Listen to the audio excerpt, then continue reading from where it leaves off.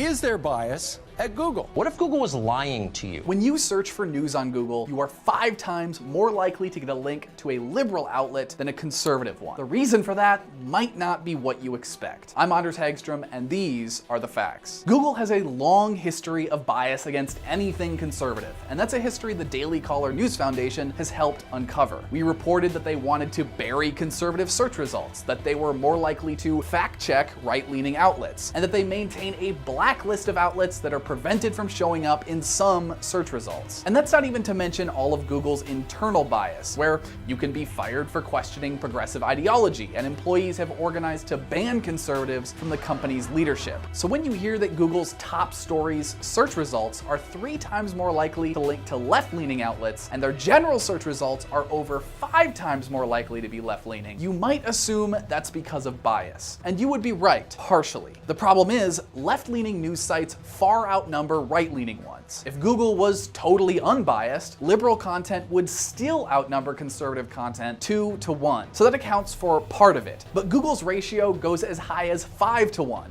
and that is bias. In fact, of Google's top 20 most linked outlets, only 1 is typically seen as right-leaning, Fox News. But there are several that are widely seen as left-leaning. CNN, The Guardian, The Huffington Post, The Verge, Al Jazeera, the list goes on. Liberal content is already dominant, but Google's algorithms magnify that even further. But no one can see those algorithms, and no one is likely to. When the DCNF called out Google's blacklist in April, they denied wrongdoing and refused to explain how outlets get on the list. So for now, the world's most powerful search engine is allowing the politics of its employees to influence what you find on the internet. And now let's go to some of your comments from last week's video about the pro-life protest outside the Philadelphia Planned Parenthood, where Brian Sims accosted a bunch of pro-life protesters.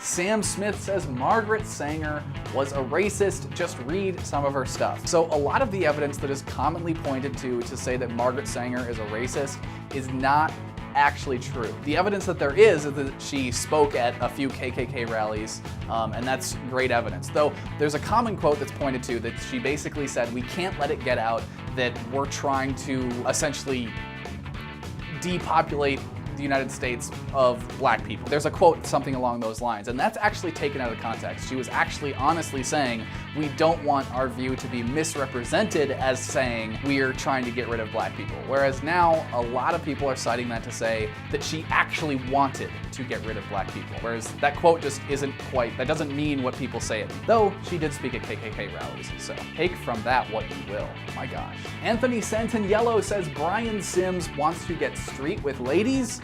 Well, the street needs to get with him. What? What? I have no idea what that means. Sue Hagood says, who the heck is this no-name Brian Sims, and who does he think he is? So Brian Sims is the state representative, the Pennsylvania state representative for the Eastern District of Philadelphia, I believe.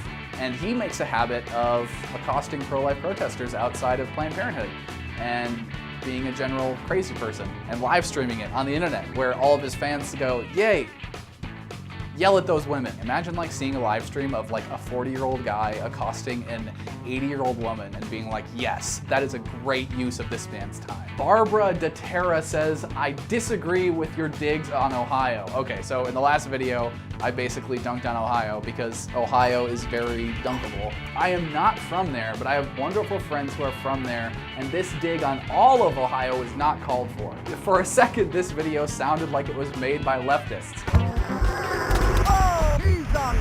I'm sorry, but if dunking on Ohio makes me a leftist, then I am the frickin' author of the Communist Manifesto. I don't actually hate Ohio, I just love to hate Ohio. They want to be in the Midwest, but also all the states in the Midwest are like, it's like the adopted like cousin, that sort of thing. But Ohio's great. I know a lot of people from Ohio. They're cool. But also, Ohio sucks. Thanks for watching, and be sure to like and share this video if you liked it and you want to share it. And also like our page here at the DCNF Presents the Facts, and our friends over at American Voices and the Daily Caller. And if you're watching on Facebook, you can like my page in the description. Thanks for watching.